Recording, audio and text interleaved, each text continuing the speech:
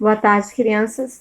Hoje, dia 14 de 5 de 2020, nós retomamos a nossa aula para fazer a correção das atividades e também repassar com alguns alunos sobre a apostila do caderno 3.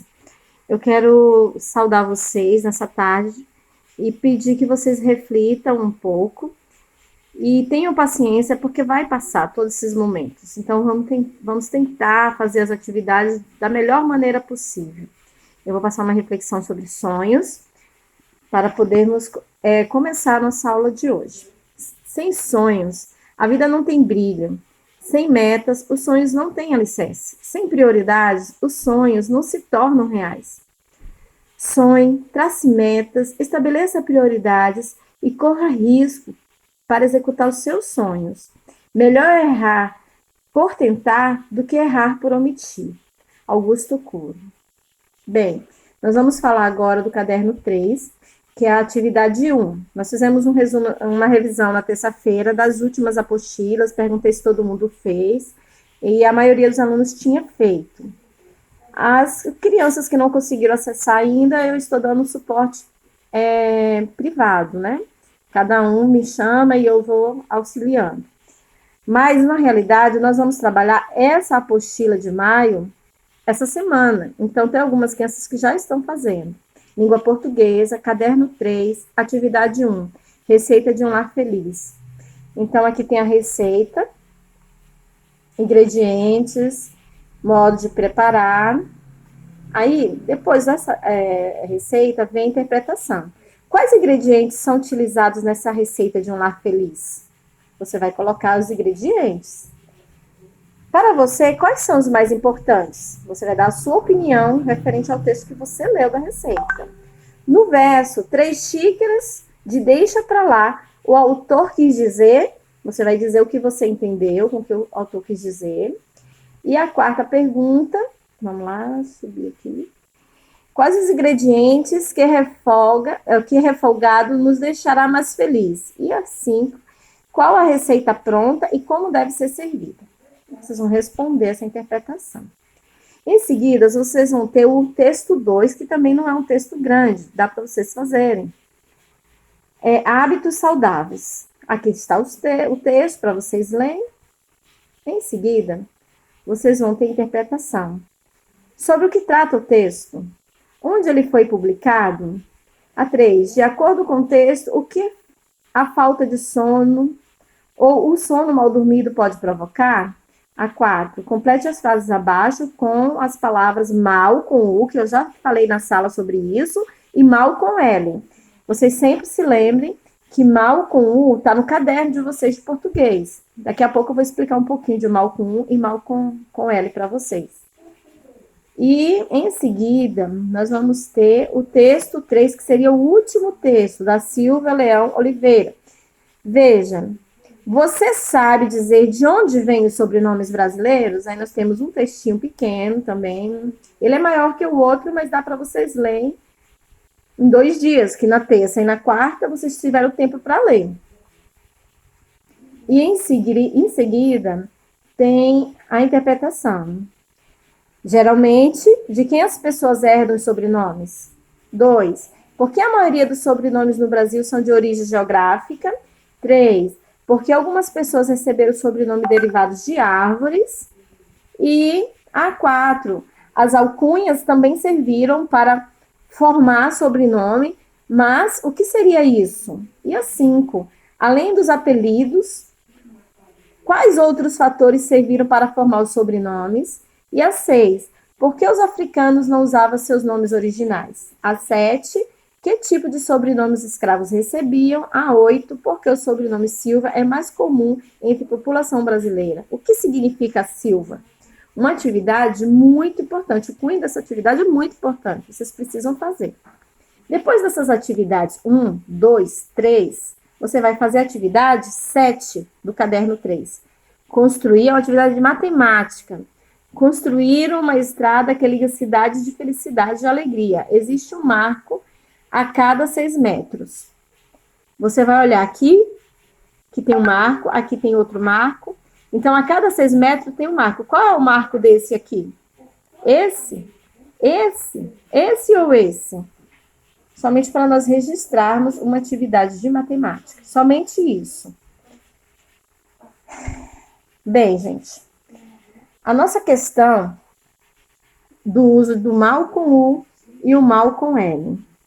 Vou dar um exemplo para vocês. Vou pegar aqui um exemplo para vocês entenderem.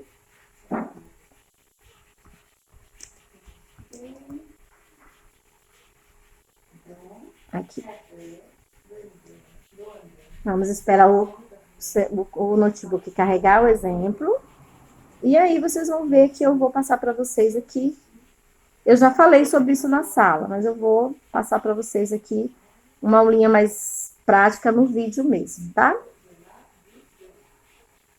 O mal com U, gente, se refere sempre ao estado da pessoa. Ó, lobo mal. A menina era mal. Agora, atividade mal instalada. Aí tá falando do modo. Então, aí é mal com L. Vou passar aqui para explicar melhor, porque vocês entendem. O mal com U é contrário de bom, tá bom? O mal com U é contrário de bom. E o mal com L é o contrário de bem. É como se fosse um adjetivo, entendeu? Quer ver, ó? Mal com L. Mal com U, o contrário de bom. E mal com L, o contrário de bem. Então, olha aqui. A palavra mal é gramaticalmente classificada como adjetivo, ou seja, ela deve ser empregada para atribuir uma qualidade ou estado a pessoas ou coisas. Então, para facilitar o entendimento, você deve raciocinar no sentido de que o adjetivo mal é o oposto de bom. Então, mal com U é o oposto de bom. Vamos ver outra explicação de mal com U, mal com L. Mal com L, meu bem, meu mal. A palavra mal pode ser gramaticalmente classificada como substantivo, advérbio ou uma conjunção. Mas antes, esses detalhes você deve relacionar a palavra mal com o oposto de bem. Então, se você coloca a palavra mal com L para falar de algum sentido, que seja no substantivo, no advérbio, na conjunção, e ele encaixa bem, então você pode usar. Exemplo, o mal está nos olhos de quem o vê. Você pode colocar o bem aqui? O bem está nos olhos de quem o vê? Sim, você pode colocar o bem, vai ficar com sentido completo. Mas se fosse o mal com U, você ia ter que colocar o bom no contrário. Então seria o bom está nos olhos de quem o vê. Estaria errado. Então o mal tem que ser com L, aí você, para saber a diferença, você substitui pelo bem e encaixa na frase e vê se ficou certinho.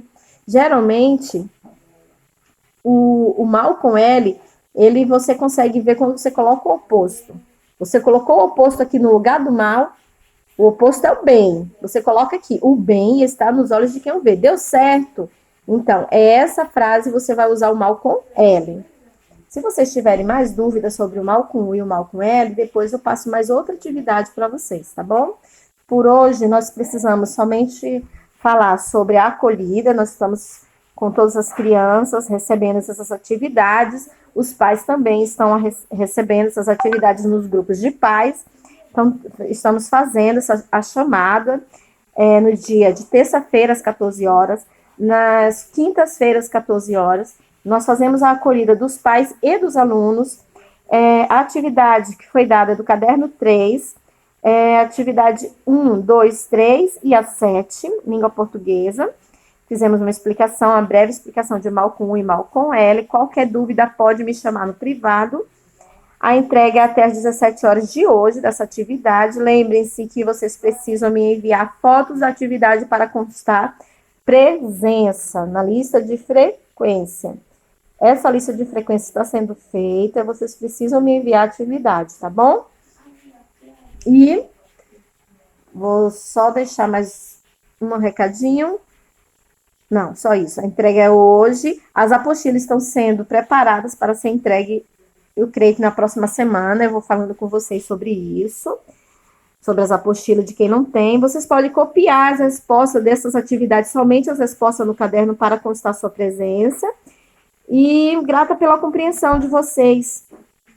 E agradeço a vocês pelas entregas que estão sendo feitas, as fotos das crianças, das atividades nos cadernos. Um grande abraço da Pro. Lembre-se que vai passar. Um beijo. Ah, gente, não se esqueçam de fazer a atividade de pesquisa do Covid. Eu quero que vocês façam uma pesquisa do Covid sobre o Covid mesmo, com mais ou menos 10 linhas. Vocês vão escrever tudo que vocês acharem do Covid para me enviar na próxima semana. Um beijo.